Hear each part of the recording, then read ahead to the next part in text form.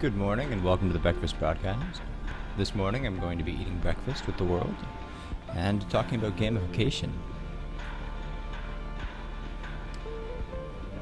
For coffee this morning I've got a medium roast blend from Ethiopia, freshly pressed in a French press.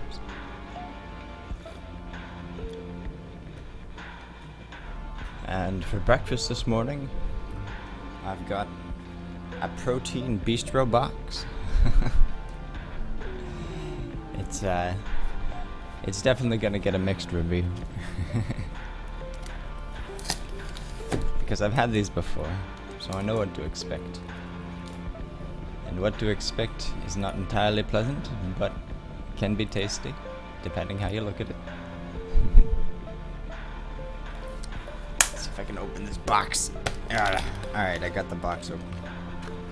Alright, so inside the box, we've got lemonized apples, so they don't go brown, I guess. We've got some grapes. We've got an egg, a hard-boiled egg, and some cheese. I think it's I'm not sure what kind of cheese.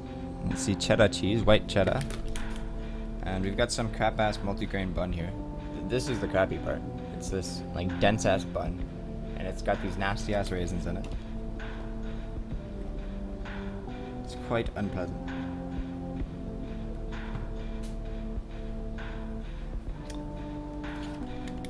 But thankfully it comes with this honey peanut butter, which is actually pretty good. It looks awesome with my crap ass green screen, but alright. So today I want to talk about gamification. Oh, what the dilly? Periscope. Periscope. That is not on the right camera lens. Okay, there we go. That's the right camera lens for Periscope. Sorry about that, Periscope. I had you facing the wrong way. So gamification is taking video game terminologies or aspects and applying them to everyday things or education. So if you turn learning anything into a game or anything into a game-like experience, then that is what gamification is. Credit card companies do this with the reward systems. It kind of feels like a game because you're increasing and because you're gaining points and gaining levels and all sorts of things.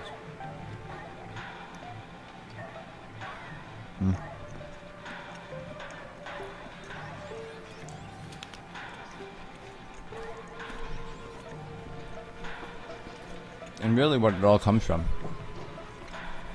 is it comes from the idea of an operant conditioning chamber, or a Skinner box. So just imagine a box in your mind with a lab rat in it.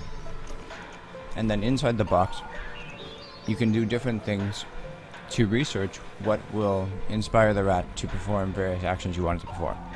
The simplest being press a button to get food or something like that. It doesn't take them long to figure out that they gotta press a button to get food. So then they'll press the button, right? And you can basically figure out how to get rats to do things that you want them to do the most effectively and repeatedly for the longest amounts of time, these kind of things. And video game design is based on this.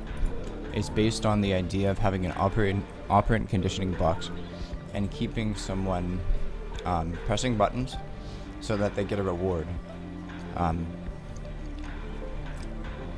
couple more bites of my breakfast. Also, I gotta break open this peanut butter, this honey peanut butter pack, which could be tricky.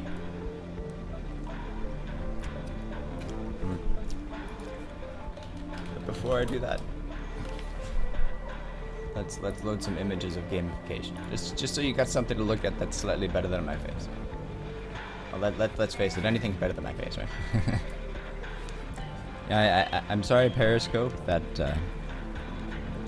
I had to disable streaming from my computer for Periscope, at least for the next little while, because the bitrate, the max bitrate that Periscope accepts is 800 kilobits per second. and it's killing the quality of my videos. I can't handle it anymore.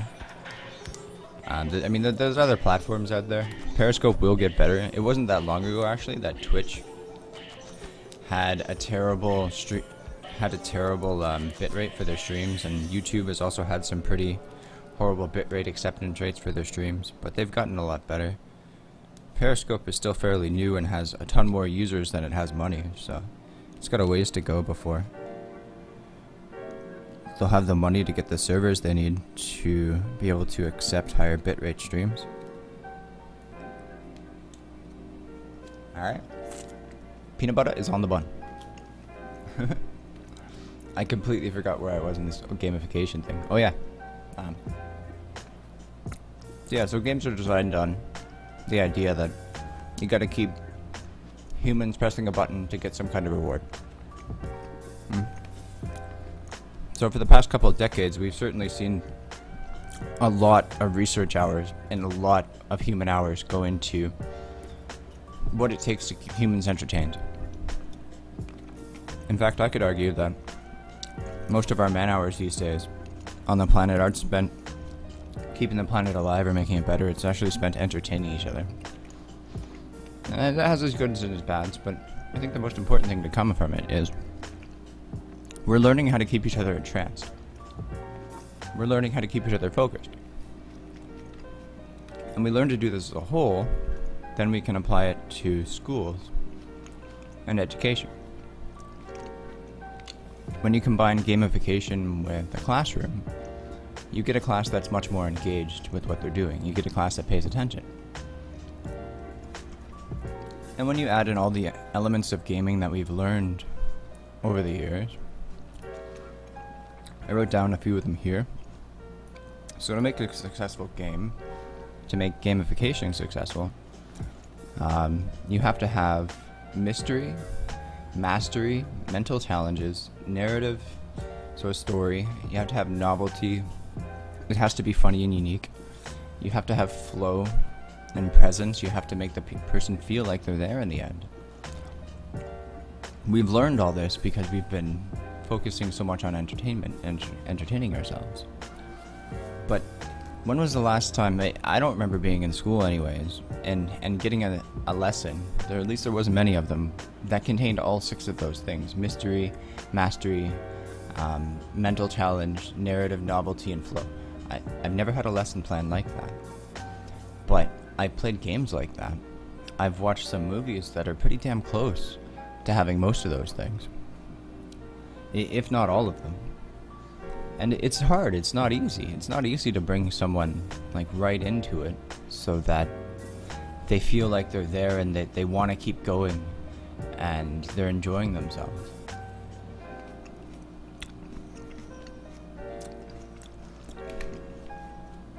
And there's certainly a fine line between gamification, where you're just making people addicted to redundant actions for no apparent reason, or having gamification to get people to learn something that they don't want to learn, or the gamification process is delayed to the point where, yeah, sure, they spent 100 hours doing it, and that seems really great, but at the end of the 100 hours, they never want to play anything like a game again because they feel like the last 50 hours of the game was a complete waste of their time. They were just doing it. They didn't know why they were addicted to it. That's a bad part of gamification. So we have to be sure that the way we use gamification isn't too one way or the other. Doesn't get them too addicted. Certainly gives them a break, lets them have a chance to breathe, and doesn't pull them into something that they don't really want to do, because they're never really going to enjoy it, no matter how gamified it is, if it's not something that they inherently want to do. Like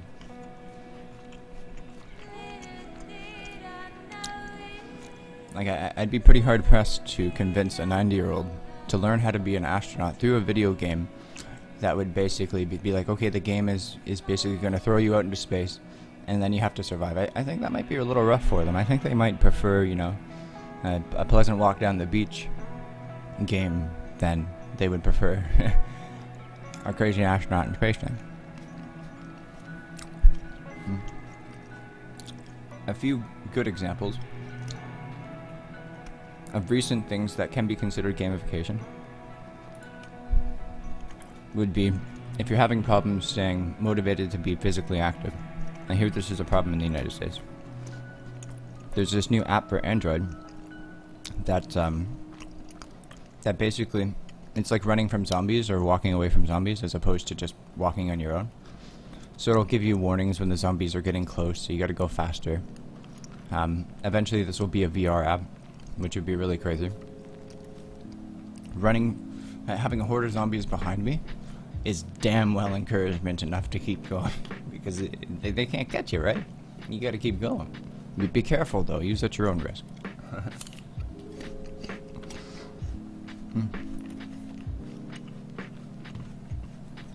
Another one is this Android app / game called Epic Win, which is an RPG style to-do list. And so you make your own to-do list with role-playing game elements, which are like leveling up and gaining points and things like that. And you can set your own goals in life and learn and accomplish things through a game environment. So there's quests, and then there's loot, and you can set your options and your goals. And there's another one on here just like it called Habitica, which has the slogan, motivate yourself to do anything. It's also like an RPG style application where you level up with your character when you're accomplishing different tasks, and you can even break them down into smaller chunks. So you can have these big goals and break it down into pieces and reward yourself with things along the way. I really like it. I like the idea of that.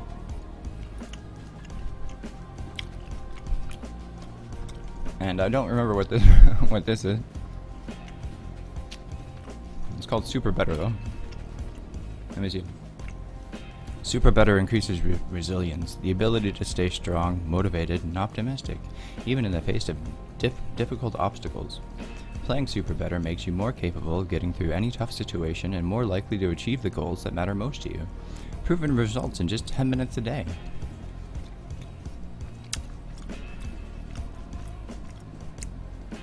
Yeah, I guess this is another goal-setting thing. But yeah, you can see that it's kind of in its baby stages, and Pokemon Go is a great example of a game that just encouraged people to get out there and be physically active, because the game is like, isn't just in your phone. There are Pokemon out there in the real world, and you can only see them through your phone. So you have to go out and find them, kind of thing. And when you have to refill your Pokeballs, you got to go to a Pokestop. And if you want to train your Pokemon, you got to go to a Pokemon gym, and you actually have to walk there.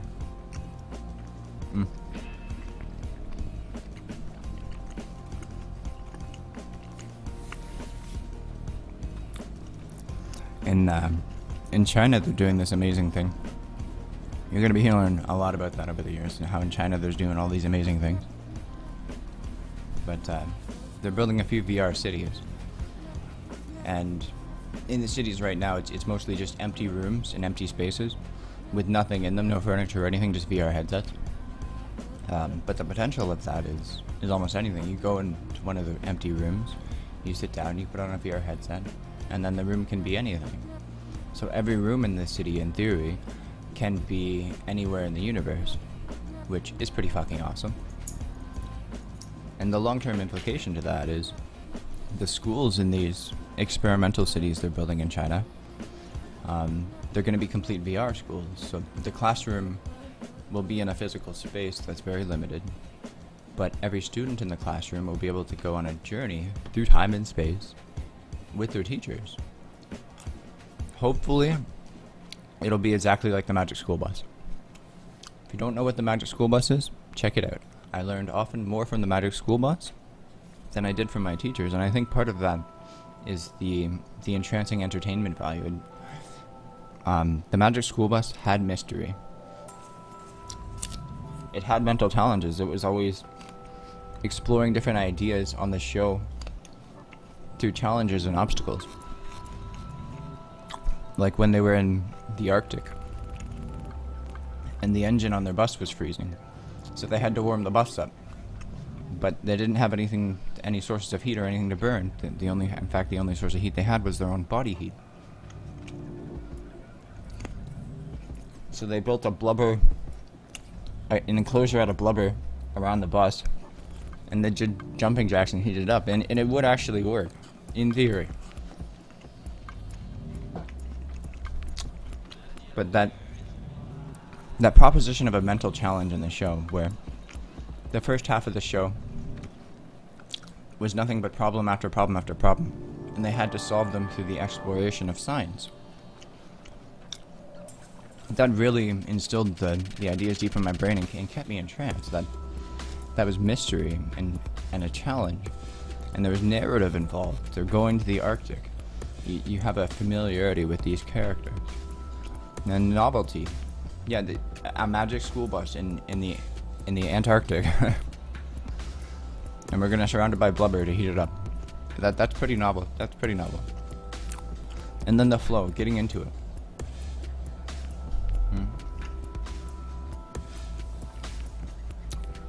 I'm not sure that I did that too well, but this was the 90s we're talking about.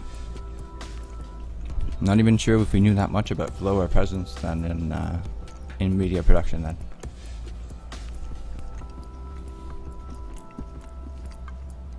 So what would an entire curriculum look like that was designed with a Hollywood budget? What would an entire curriculum look like that was designed with a Hollywood budget and made in Hollywood? I think that it would revolutionize our education system. I think that grade 5s would have the education of grade 10s 20 years ago.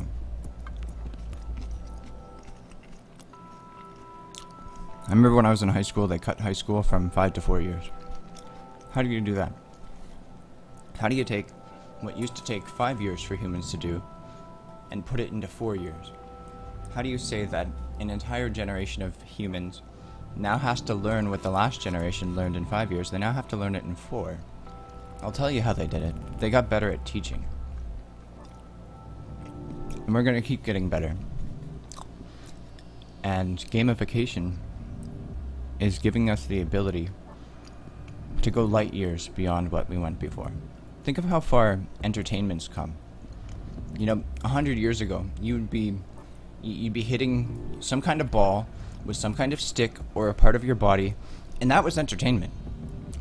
Or people would be singing or dancing or banging on things to make noises. That was entertainment for thousands of years. That's how we kept each other entranced. But in the past, since World War II basically, movies and entertainment has had such a huge focus of our budgets. Way more than education, I guarantee that.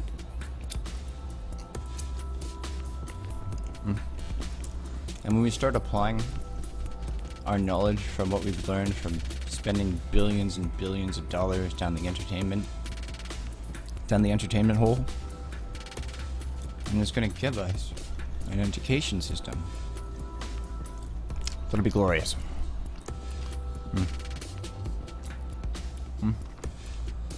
Well, I'm just about done my breakfast here, and I'm just about out of things to say about gamification off the top of my head this morning. So thank you for joining me on the breakfast broadcast. I am Christopher Michael Spain. You can find me at CX Damon.